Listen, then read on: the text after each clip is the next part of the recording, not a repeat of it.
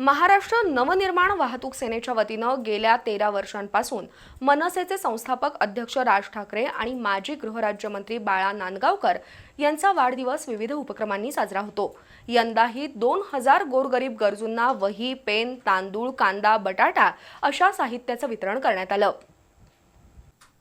महाराष्ट्र नवनिर्माण सेनेचे संस्थापक अध्यक्ष राज ठाकरे यांच्या वाढदिवसानिमित्त कोल्हापुरातील मनसे वाहतूक सेनेचे जिल्हाध्यक्ष राजू जाधव यांनी गरजूंसाठी शालेय साहित्य आणि प्रापंचिक वस्तू वाटप उपक्रम सुरू केलाय। या उपक्रमाला यंदा 14 वर्ष होत आहेत। राजू जाधव, ॲडव्होकेट योजना जाधव, अद्वैत जाधव, पैलवान प्रवीण माने, संभाजी पाटील यांच्यासह पदाधिकाऱ्यांच्या हस्ते आज हा उपक्रम झाला। छत्रपती शिवाजी चौकात सुमारे 2000 गरजू विद्यार्थी आणि महिलांना वही, पेन, तांदूळ, कांदा, बटाटा, गहू अशा किटचं वाटप करण्यात आलं। यावेळी माजी नगरसेवक राजू दिंडोरले, प्रसाद पाटील, विजय करसकार, अभिजित राऊत, अजिंक्य शिंदे, योगेश शहा, गणेश बुचडे, राज मकानदार, अण्णा तिळवे, संजय जाधव, मनीष क्षीरसागर, राजू लांबोरे, किरण पोद्दार, रशीद बागवान यांच्यासह पदाधिकारी उपस्थित होते।